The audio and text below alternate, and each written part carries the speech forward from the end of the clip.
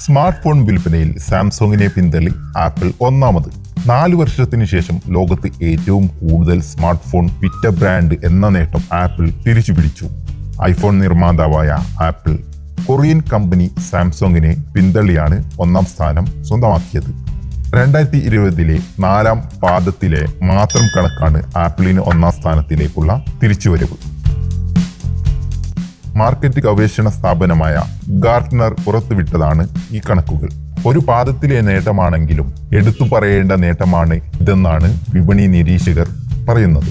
കഴിഞ്ഞ വർഷത്തിലെ അവസാനത്തെ 3 മാസങ്ങളിലായി ആപ്പിൾ 79.9 ദശലക്ഷം ഹാൻഡ്സെറ്റുകൾ വിറ്റപ്പോൾ സാംസങ്ങിന് 62.1 ദശലക്ഷം ഫോണുകൾ മാത്രമാണ് വിൽക്കാനായത്.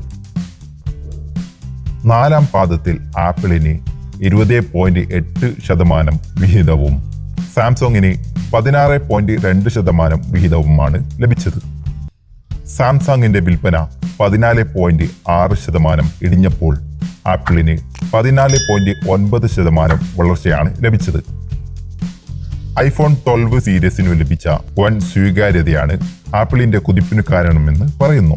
ഇതിനൊപ്പം തന്നെ കോവിഡ് പ്രതിസന്ധിയിൽ എതിരാളികൾക്ക് വലിയ തിരിച്ചടികൾ കിട്ടിയപ്പോൾ ആമസോൺ ഇതിനെ അതിജീവിച്ചു എന്നാണ് പറയുന്നത്. അതേസമയം ആഗോളതലത്തിൽ സ്മാർട്ട് ഫോൺ വിൽപ്പന 2020 അവസാന പാദത്തിൽ 5.4% ഇടിവ് രേഖപ്പെടുത്തി. അതേസമയം ആപ്പിളിന്റെ സ്മാർട്ട് ഫോൺ വിൽപ്പന ഈ കാലയളവിൽ മാത്രം 3.3% ഉയർന്നു. Thank you for watching video ഇഷ്ടമായാൽ തീർച്ചയായും നിങ്ങൾ ലൈക്ക് ചെയ്യുക, ഷെയർ ചെയ്യുക, സബ്സ്ക്രൈബ് ചെയ്യുക. See you next time. Bye bye.